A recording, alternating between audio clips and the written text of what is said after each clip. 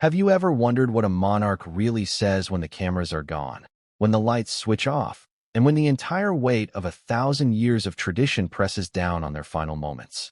What if I told you that Queen Elizabeth II, yes, the woman who symbolized stability for 7 full decades, left behind a message so pointed, so deliberate, and so quietly explosive that it could reshape the way we understand the monarchy forever?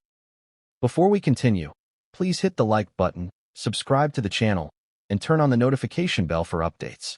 And what if that message wasn't addressed to her heir, King Charles? Not to the future king, Prince William. Not even to the courtiers who guarded her legacy every waking hour. Instead, it was given to Princess Anne, the one royal who never wanted the spotlight, never chased glory, and never played political games. Why her?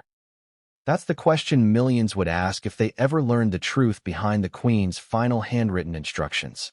Because hidden inside a sealed envelope, quietly placed into Anne's hands on a rainy afternoon in Balmoral, were words that the world was never supposed to see.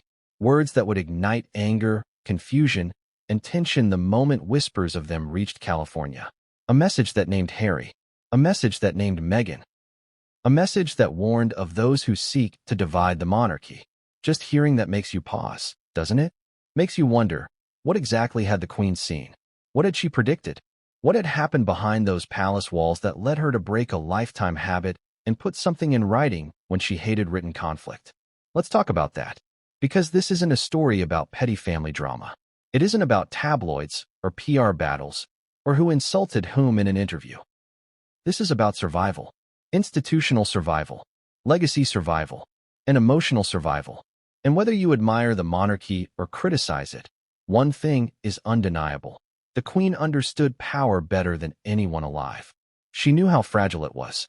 She knew how perception could shift overnight.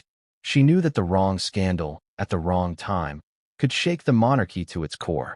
So when she chose to write something down, something she wanted and only to protect, she wasn't being dramatic. She was sounding an alarm. Imagine and receiving that envelope. Picture her just for a moment.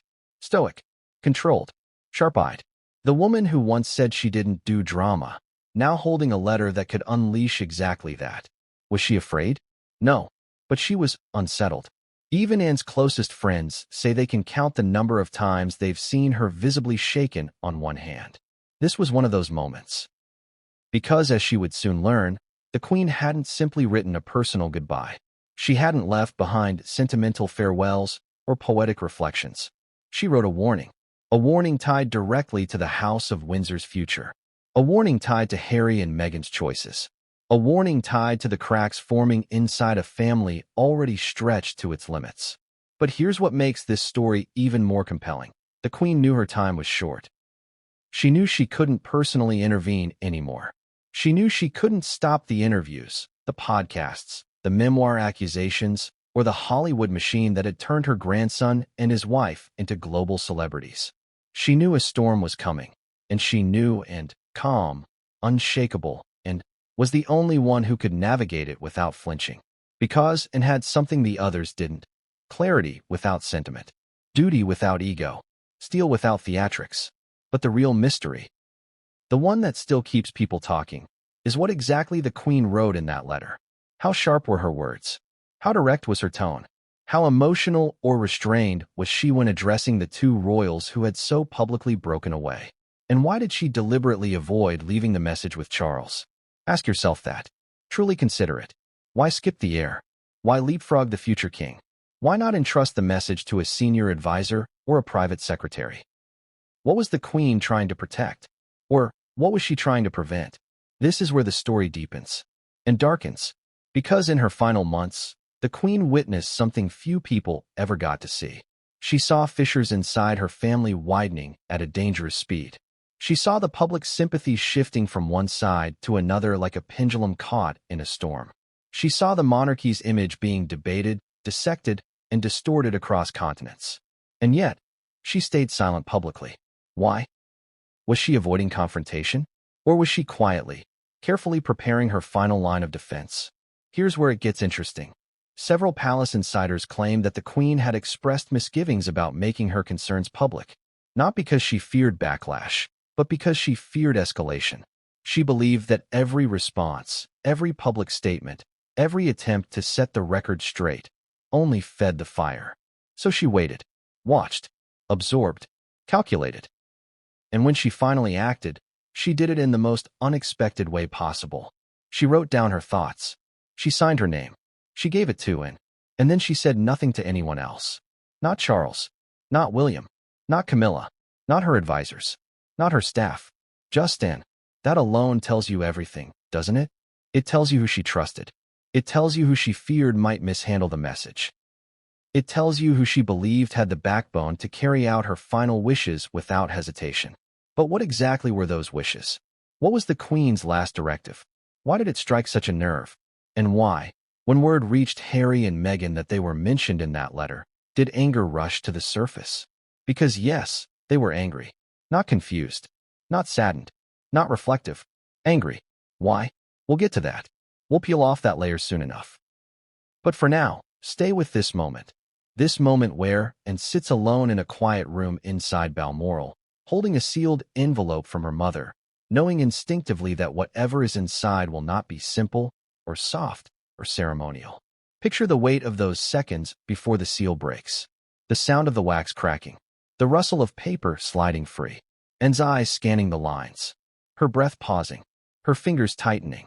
Because the Queen didn't write a speech. She didn't write a monologue. She didn't write a gentle goodbye to the family. No, she wrote a directive. A warning. A responsibility. A final instruction to the daughter who understood her better than anyone. And read it once. Then twice. Then a third time. And for the first time in decades, Princess Anne didn't know what to do next. Should she tell Charles immediately? Should she lock the letter away? Should she show William? Should she ignore the Queen's words entirely? What would you do if the future of the monarchy and the stability of your family rested on a piece of paper you never asked to receive? Think about that. Seriously, what would you do? Because Anne didn't have the luxury of hesitation. The Queen trusted her because she always acted quickly, decisively, without emotion clouding her judgment. But this was different. This letter wasn't just guidance. It wasn't just advice. It wasn't just a reflection. It was a warning about the monarchy's greatest vulnerability, and two names were written plainly inside it. Harry, Meghan.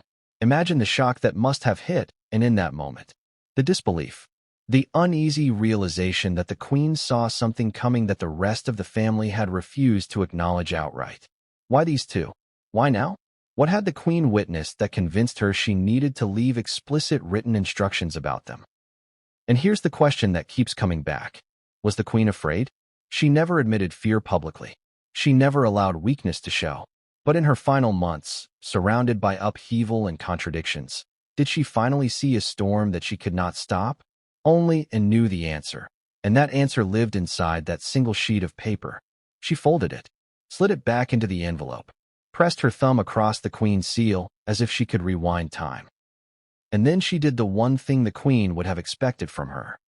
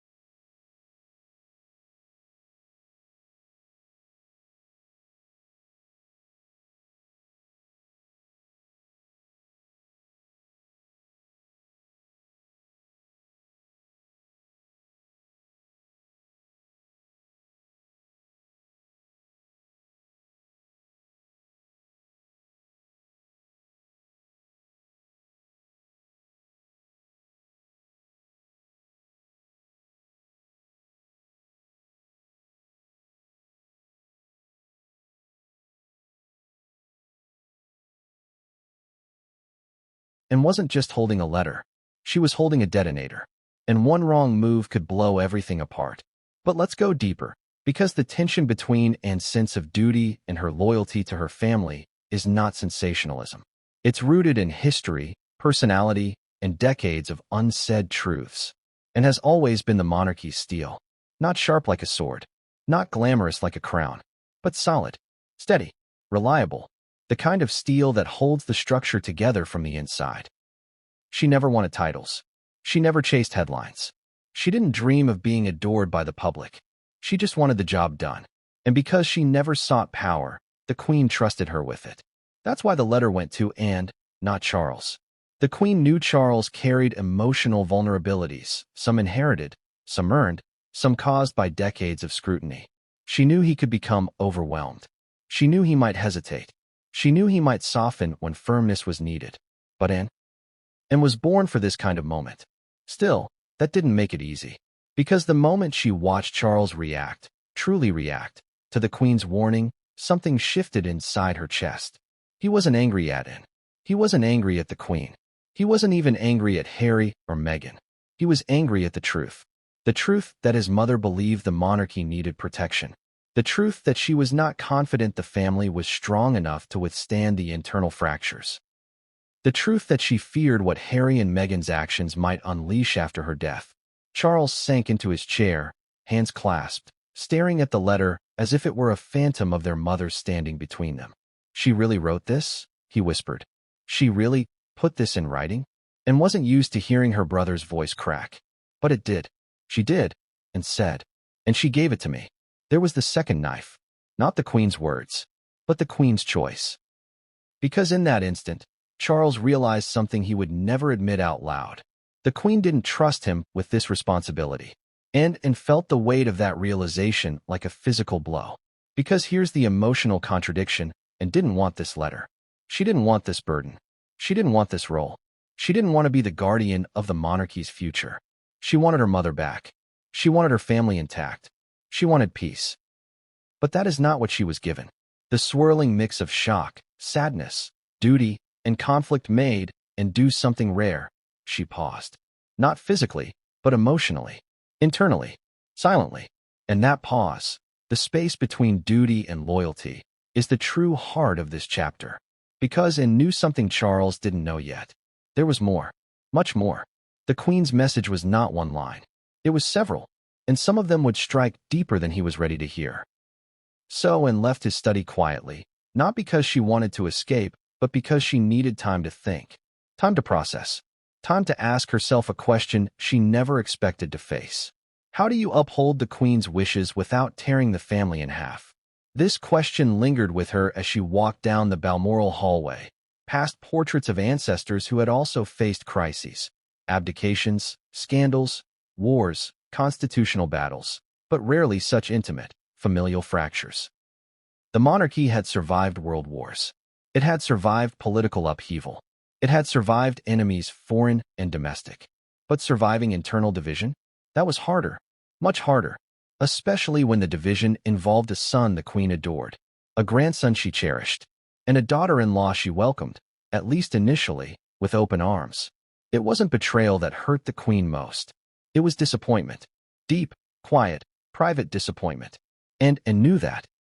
She had seen the Queen's eyes during the Oprah interview fallout. She had seen the exhaustion after the Netflix series. She had heard the tremor in her voice when Spare was being prepared for publication. The Queen had not been angry. She had been worried.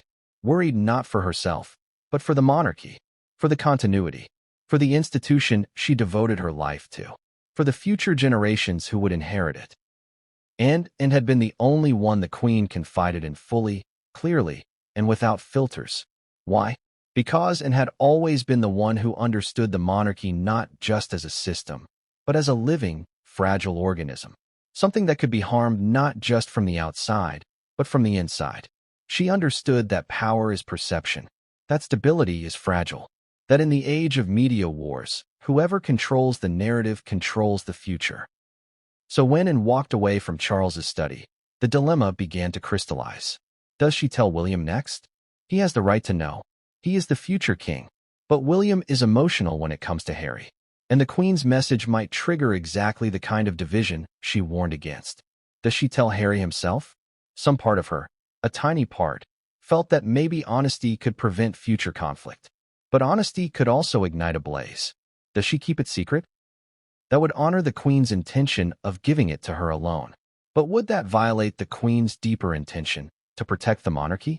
And then came the question she avoided most. Would Meghan use this against them? Because the Queen's warning was not a condemnation of Meghan as a person, but a caution about influence, narrative crafting, public positioning, and strategic division. And understood influence better than most people think. She's seen how people gravitate toward charisma. How public opinion can be shaped by a single interview. How one grievance can become international sensation overnight. She understood that the Queen wasn't pointing at Meghan personally, but at the larger force she represented. The machinery of global celebrity. The power of controlling a narrative. The weaponization of personal stories. The seduction of publicity. The Queen was warning against a dynamic, not a person. But would Harry and Meghan see it that way? Would the world? Would the media? Absolutely not. And that terrified and more than she would ever admit. Because if the letter leaked, or if the Sussexes misunderstood the Queen's intentions, it wouldn't be a family disagreement anymore. It would be a public civil war inside the monarchy. And the monarchy never survives civil wars. Not in the modern era. Not under the scrutiny of social media. Not with global narratives being rewritten every hour. So ends internal conflict deepened. Family loyalty or sovereign duty. Protecting relationships or protecting the crown. Honoring her mother's wishes or preserving peace. There was no right answer. Every choice carried consequences. Every path risked damage. And she knew, no matter what she chose, someone would resent her. Someone would feel betrayed. Someone would feel excluded. Someone would feel targeted. That's the cost of duty. That's the cost of monarchy. That's the cost of being the Queen's chosen protector. As the hours passed, and sat alone in a quiet Balmoral drawing room, staring at the envelope again. Her mother's handwriting. Her mother's final directive. Her mother's trust. And the weight returned, not to her hands, but to her chest. Then came another realization, one that made her sit upright. The Queen had not asked her to confront anyone. She had not asked her to expose the letter. She had not asked her to take action immediately. She asked her to protect. And protection doesn't always require confrontation. Sometimes it requires timing. Sometimes withholding. Sometimes subtlety. Sometimes silence. What if and wasn't supposed to tell Charles everything yet? What if the Queen had chosen her specifically because she knew and would wait for the right moment? Then another thought struck her, hard. The Queen may have already predicted Charles's reaction. The shock. The pain. The emotional turbulence. Maybe that's why she didn't give the letter to him directly. Maybe she feared it would destabilize him at the wrong moment. And was beginning to understand that her mother's final choices were not just about content. They were about timing. And timing is everything. But just as she began piecing together the Queen's deeper intentions, something happened. Something small. Something subtle. But something that would eventually unravel everything. A staff member passed by the doorway, paused for a half-second, then kept walking, but not before glancing at the envelope in Anne's hands. It was nothing. Just a glance. Just a flicker of curiosity. But later, that glance would become a whisper. And that whisper would become speculation. And that speculation would become a leak. Anne had no idea. Not yet. All she knew was this. She needed to speak with someone else before making her next decision. Someone strategic. Someone grounded. Someone who understood the monarchy at its most vulnerable point. And that person was Prince William. But the meeting would not go the way she imagined. Because the moment she mentioned the Queen's letter, William's face hardened, and the truth he revealed next would change the direction of everything. Have you ever wondered what someone as powerful, as seasoned, as emotionally disciplined as Queen Elizabeth II actually feared in her final months? What keeps a monarch awake at night when they've already lived through wars, scandals, assassinations, pandemics, constitutional crises, and decades of relentless public scrutiny? What could possibly unsettle a woman who carried the weight of a kingdom with the steadiness of a mountain? The answer is simpler and more painful than anyone expected. She feared her family, not in the way tabloids twist it, not melodrama, not palace intrigue for entertainment. No, she feared something much deeper, something far more destructive. She feared the monarchy would fracture from within. Let's step into that final year of her life, because to understand the weight of the letter she left, and we must understand the emotional terrain she was navigating as her reign quietly neared its end. Picture Balmoral, Windsor, Sandringham.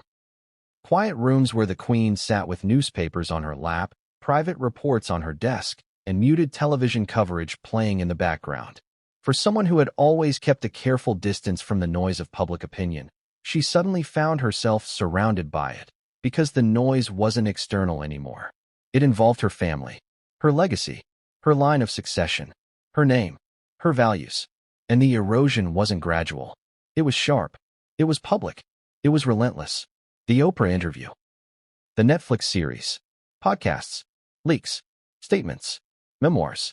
Headlines. Accusations. Narratives spun like silk threads across continents. Every week, something new. Every month, another blow. Every headline, a shadow cast over the institution she spent her entire life preserving. She had endured scandals before.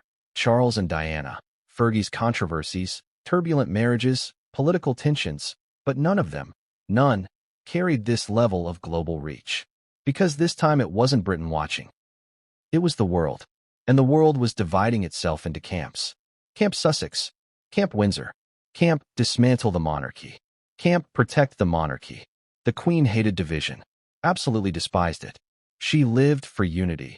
Her Christmas messages, her public appearances, her speeches all built on one belief. Unity is strength. But what happens when unity begins to crumble? Inside your own bloodline? That's the fear that stayed with her. Let's go back to a private evening at Windsor Castle. One of the last long conversations and had with her mother before her health declined. The two sat near a window overlooking the gardens. The Queen had a blanket over her knees, her corgis sleeping nearby, and yet her composure was different. She looked tired, not physically, emotionally. The kind of tired that comes when a lifetime of holding everyone else together begins to crack around the edges. Everything is moving too fast, she said softly, almost to herself. And didn't answer immediately. She knew her mother wasn't talking about her health. She was talking about the family, about the split between her grandsons, about Meghan's rising influence in the media sphere, about the global appetite for royal drama, about an institution designed for tradition being pulled violently into the era of entertainment. Because that's what concerned the Queen most. Not the personal grievances, not the accusations, not the tone of interviews, but the transformation of her family, the monarchy, into content. Think about that. A monarchy turned into content, into spectacle, into conversation fodder for talk shows, into ratings, into viral clips. Her life's work, her sacred institution, her family's very identity, becoming entertainment value. And that, for someone raised to believe in discretion, duty, silence, and emotional regulation, was a nightmare. But the Queen never panicked. Instead, she observed. She watched the Oprah interview not once, but twice. She read transcripts. She asked aides for summaries. And then she said something and never forgot. Truth is rarely loud, powerful, quiet, and devastating. She wasn't dismissing Harry and Meghan's grievances. She wasn't calling them liars. She wasn't invalidating their experiences. She was pointing out something far more subtle. The loudest narratives aren't always the truest ones. And the truest ones aren't always the ones that survive. That was her fear, that the truth, complex, nuanced, layered, would be drowned out by louder voices with larger platforms. And that the monarchy, which relies on public perception to exist, would be swallowed whole by the battle for attention. And remembers the moment clearly. The Queen folded the paper on her lap, smoothed the edge with her thumb, and stared into the middle distance with that particular expression she only wore when she was calculating something significant. Then she whispered, "They will divide us if we allow it." They, not Harry and Meghan specifically, not any one individual, but the forces at play, the machinery of modern media, the incentive structure built around outrage, the global fascination with royal controversy. She feared the monarchy becoming reactive instead of steady, emotional instead of measured, fragmented instead of unified. And Harry's book was the breaking point. The Queen never saw the final edition. She passed before its release. But she knew enough. She knew it was coming. She knew the stories inside it. She knew the fallout would be unprecedented. And beneath her calm public exterior, she was rattled. Not by the personal wounds, but by the long-term impact. Books are permanent. Interviews are archived. Netflix episodes live forever. And royal reputations? Fragile. Because once the public picks a side, switching is rare. The Queen knew this. She saw it with Diana. She saw it with Charles. She saw it with every royal controversy of her reign. But this one was different. This one carried generational consequences. Which brings us to the real core of her fear. That William and Harry's children, George, Charlotte, Louis, Archie, Lilibet, would inherit a legacy cracked down the middle. That King William's reign would be overshadowed by unresolved wounds. That the Commonwealth would lose trust. That the media would keep exploiting the divide. That future stability would crumble. And above all, that the monarchy would lose the one thing it needed most. Faith. Because monarchies don't survive money, palaces, or titles. They survive belief. Belief in continuity. Belief in purpose. Belief in unity. Belief in leadership. If that belief fractures, everything goes with it. And saw the fear in her mother's eyes long before the Queen put it into writing. She saw it during quiet lunches. During late-night tea. During moments when the Queen fell silent longer than usual after another explosive headline. She heard it between the lines every time the Queen muttered, "Another interview? Another story? Another documentary?" She saw it in the way the Queen winced ever so slightly when an aide mentioned California. She saw it in the Queen's posture when the public debate became fierce, polarized, and unforgiving. Most importantly, she saw it in the Queen's attempt to reconcile. Because yes, the Queen tried. She tried quietly, privately, patiently. She reached out. She invited conversations. She extended olive branches. She encouraged peace. But she also sensed something that terrified her more than any scandal. Harry and Meghan didn't want reconciliation. Not yet. Not then. Not while the cameras were rolling and the spotlight was warm. They wanted narrative control. And the monarchy couldn't compete with that, not without losing its dignity. So the Queen made a choice. Not an emotional choice. Not a personal choice. A strategic one. She wrote the letter. A warning. A directive. A final attempt to secure unity after her death. She did it quietly. Deliberately. Knowing full well that her words might never be seen by the public. But here's the twist. The twist that haunted, and as she read the letter and later recounted her mother's fears. The Queen didn't know everything. She didn't know what Harry would reveal next. She didn't know Meghan had additional projects in development.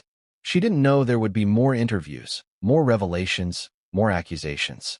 And she definitely didn't know the one thing that would blindside the entire palace. William suspected something much darker, much deeper, much more dangerous. Something the Queen never predicted. Something he was about to tell Anne. Because when Anne met with William after speaking with Charles, she expected shock. She expected frustration, pain, concern. She did not expect what she saw instead. A look of grim certainty. As if William already knew. As if he'd been waiting for this moment. As if the Queen's fears had confirmed something he'd been hiding. And when he finally spoke, his words chilled and to the core. Because William revealed that he believed the Queen was right. But for reasons far worse than anyone imagined. And what he told Anne next changed the entire direction of everything that followed. What if the Queen's warning wasn't just about Harry and Meghan? What if the phrase, "those who seek to divide it," carried a meaning far larger, far deeper, and far more chilling than anyone first assumed?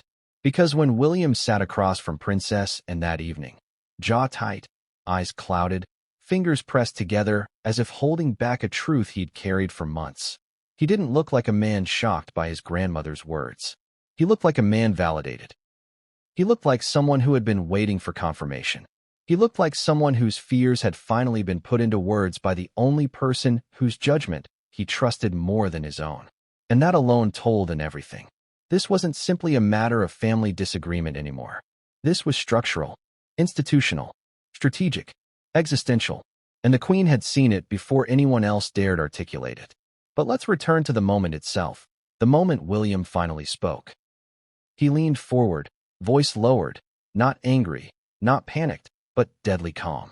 "Granny was right," he said. "The division is intentional." Intentional. That word froze and in place. Because the Queen's warning had been phrased with diplomatic restraint, meant to alert, not accuse.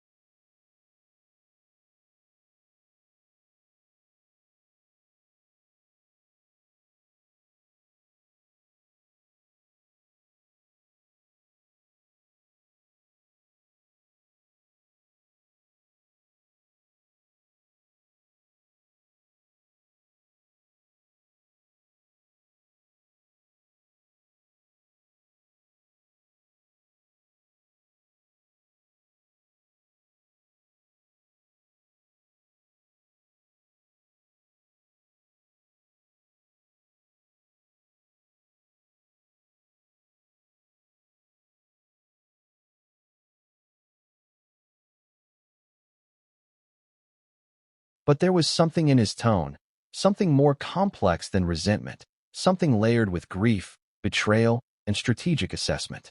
And that combination? That was new. William was not an impulsive man. He didn't speak before thinking. He didn't dramatize.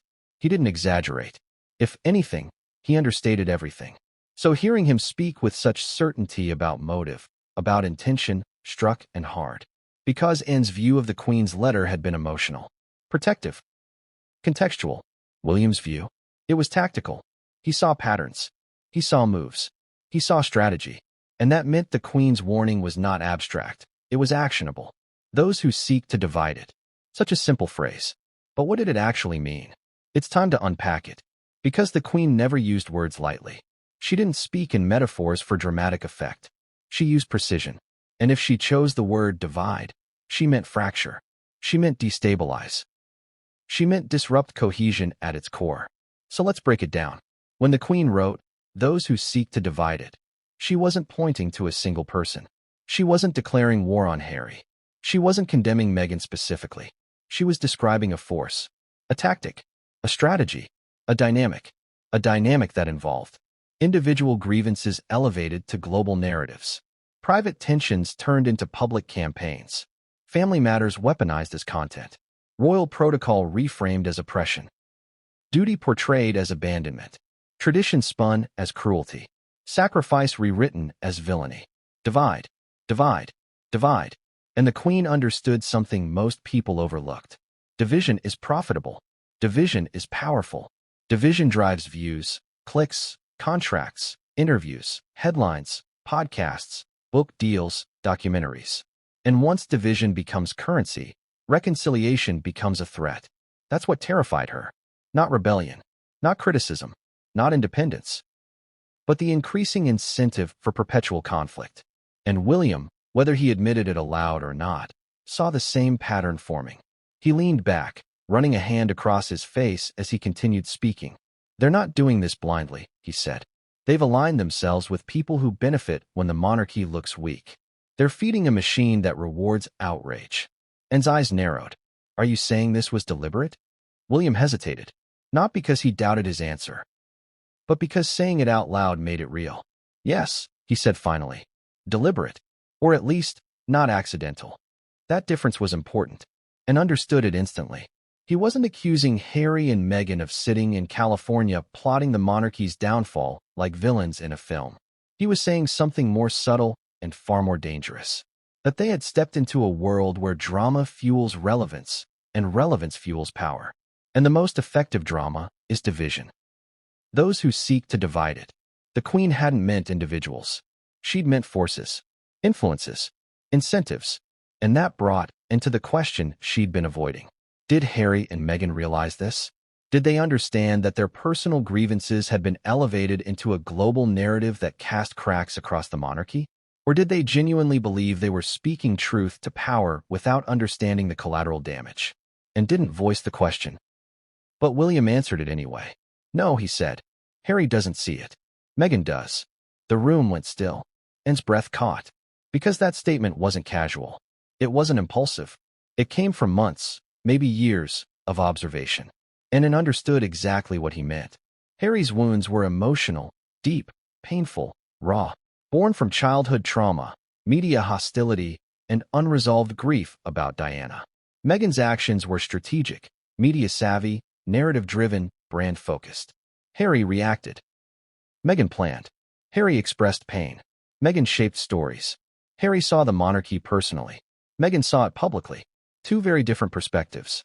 Two very different motivations. Merged into one explosive force. And the Queen? She saw this too. Which is why she wrote what she wrote. William leaned forward again, voice hushed. Granny was trying to warn us that not all threats look like enemies. Some look like family who don't realize they're playing into other people's agendas.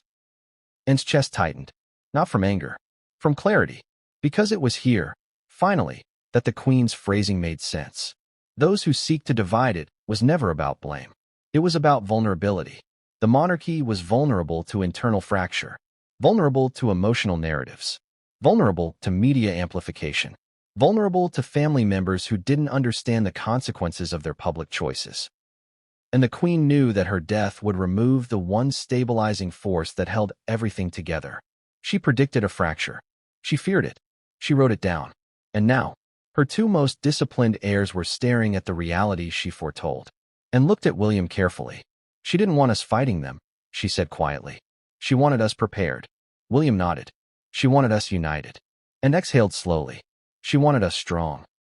Then William delivered the line that struck and like a physical blow. She wanted us ready for what comes next. What comes next? That was the phrase that haunted the moment. Because William wasn't speaking hypothetically. He wasn't imagining possibilities. He was hinting at something else. Something very specific. Something he hadn't told anyone yet. And sensed it.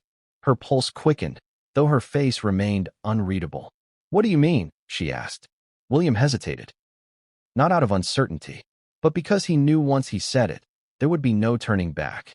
Because the Queen wasn't the only one who saw something. He paused, tensed his jaw. I've been told something, he continued. Something about Harry and Meghan's next move. Something that could ignite everything Granny feared. Anne's breath caught. What move? William looked her directly in the eyes. They're planning something major, he said. Bigger than the interviews. Bigger than the book. Something aimed directly at the institution. Anne's heart pounded. What is it? She pressed. William swallowed. And the words he spoke next were exactly why the Queen left that message. Exactly why she warned them. Exactly why she put her fears in writing. Exactly why she trusted and above all others. But before William could finish, a knock sounded on the door. Urgent. Sharp. Interrupting everything. And the news waiting behind that door would flip the entire situation upside down. What if I told you that the first line of the Queen's letter, protect the monarchy from those who seek to divide it, wasn't the most powerful part? What if the real shock, the real emotional weight, the real revelation was in the second line? Because when that sharp knock came to the door, interrupting William right as he was about to reveal what he'd learned, the energy in the room shifted instantly. It wasn't just a knock. It was the sound of timing colliding with destiny. And turned sharply. William stiffened. And before either could say a word, an aide stepped into the room with the kind of tense posture that only appears when something urgent, something sensitive, has emerged. Your Royal Highness, the aide said, looking directly at Anne. There's something you need to see. And exchanged a quick glance with William, who nodded for her to go. But before she left the room, she leaned close enough to whisper. This conversation isn't finished. It's barely begun, he whispered back, and followed the aide into a quieter hallway, her mind racing with 3 overlapping questions. What was William about to reveal? What was happening that demanded her immediate attention? And more hauntingly, was this connected to the second line of the Queen's letter? Because the second line had been echoing in her mind since the moment she first read it. It wasn't dramatic. It wasn't loud. It wasn't sensational. It was prophetic. And it scared her more than the first.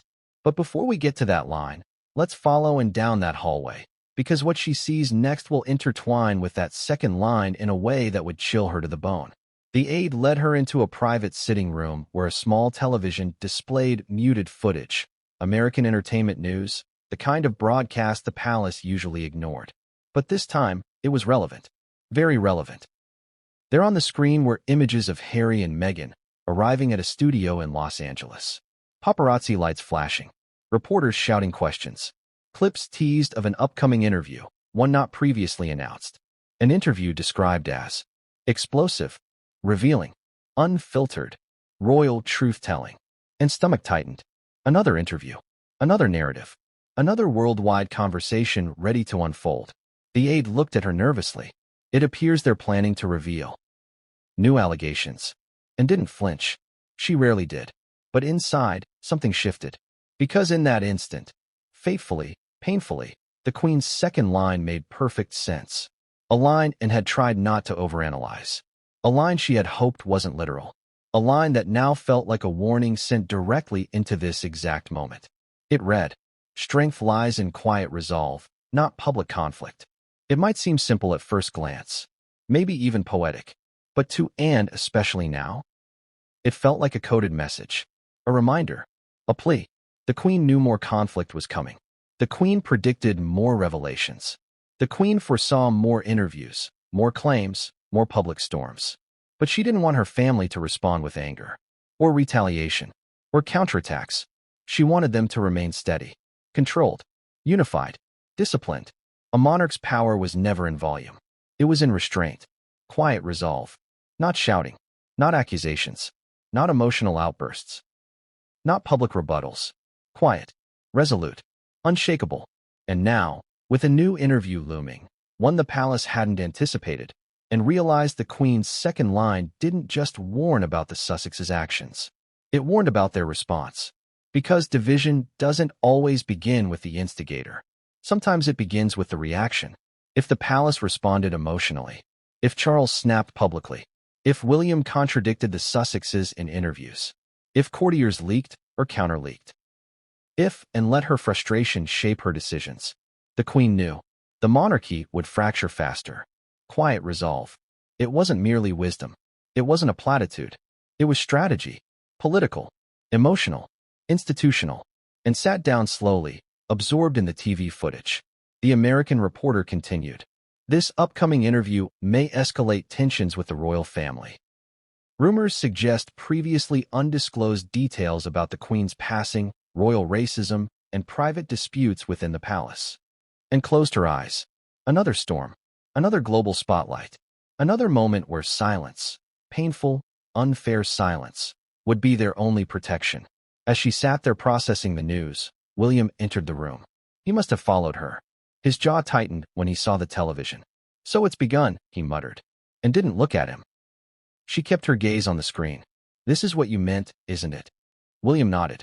"They've been planning something. The timing is deliberate." There it was again, that word. Deliberate. Intentional, calculated, and finally turned to face him. "You think they're doing this to provoke us?" William didn't hesitate.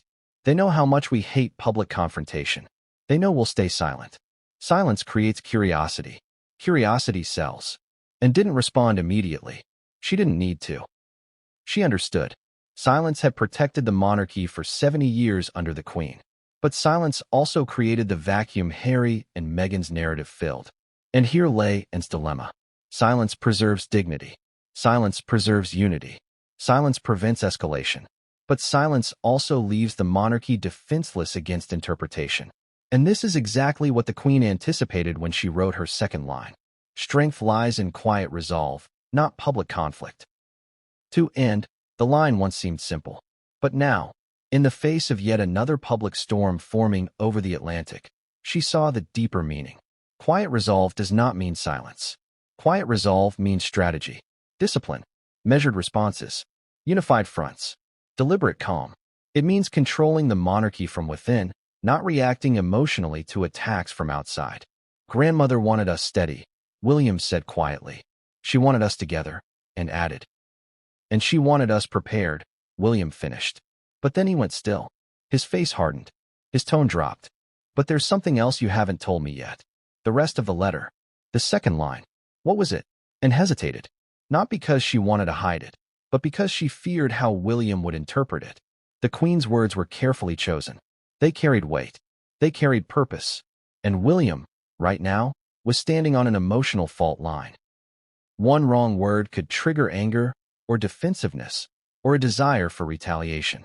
But, and also knew the Queen chose her second line specifically for this reason. To prevent emotional responses. To prevent escalation. To prevent impulsive decisions. So Anne took a slow breath, steadying her voice, channeling the Queen's tone as best she could. She said, and began, that strength lies in quiet resolve, not public conflict. William stared at her, not confused, not surprised, just reflective. She knew, he whispered, and nodded. She always did. William looked back at the TV footage, Meghan smiling toward the cameras, Harry adjusting his jacket, both walking into the studio with deliberate confidence. They want conflict, he said quietly. And the Queen knew that too, and replied. That's why she warned us. There was silence for several moments, real, heavy, necessary silence. Then William asked a question and had been dreading since the moment she opened the envelope. So what do we do? There it was. The turning point. The moment she feared. The moment the Queen prepared her for. The moment the second line had been written for. But before Anne could answer. Before she could give the guidance only she possessed. Before she could reveal what the Queen wanted them to do next. Her phone buzzed. A single message. From a senior courtier. 7 words. Words that made her blood run cold. We have a leak. The letter is out. But there was something in his tone. Something more complex than resentment. Something layered with grief, betrayal, and strategic assessment.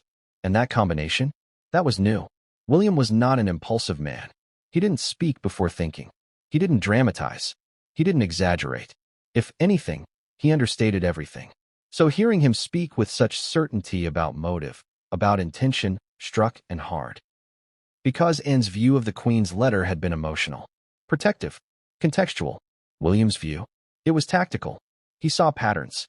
He saw moves. He saw strategy. And that meant the Queen's warning was not abstract. It was actionable. Those who seek to divide it. Such a simple phrase. But what did it actually mean?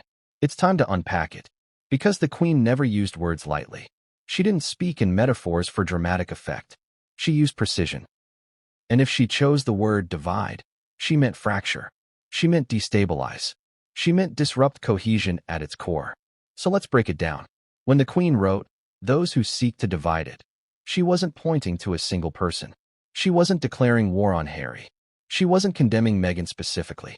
She was describing a force, a tactic, a strategy, a dynamic that involved individual grievances elevated to global narratives, private tensions turned into public campaigns, family matters weaponized as content, royal protocol reframed as oppression, duty portrayed as abandonment, tradition spun as cruelty, sacrifice rewritten as villainy.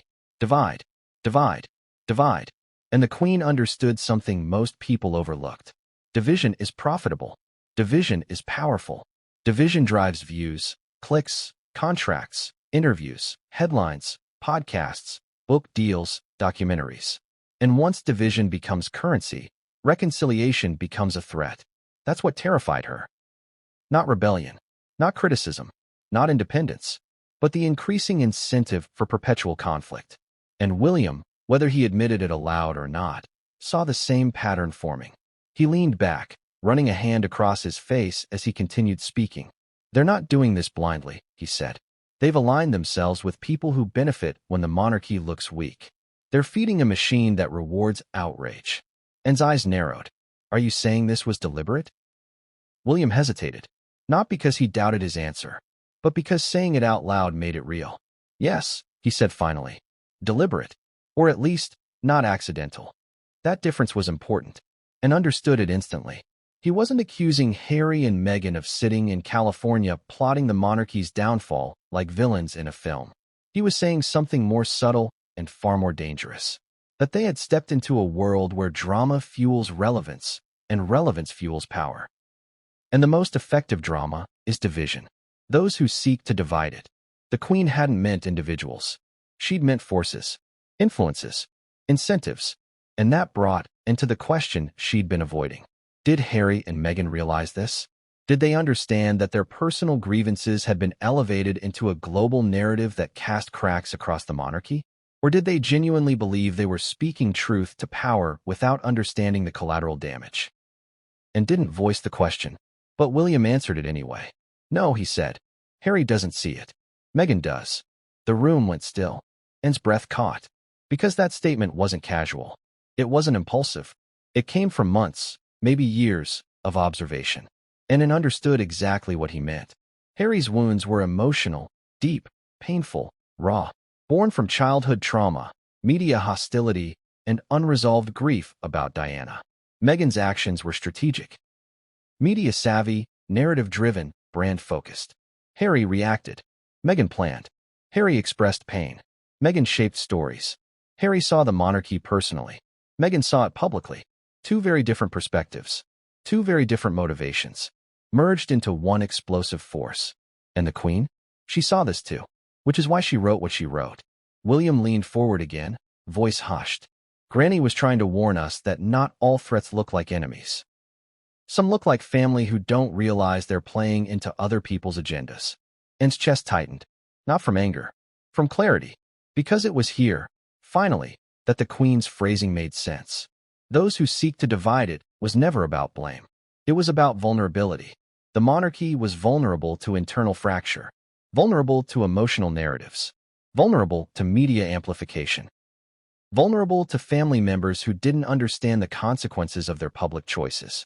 And the Queen knew that her death would remove the one stabilizing force that held everything together. She predicted a fracture. She feared it. She wrote it down.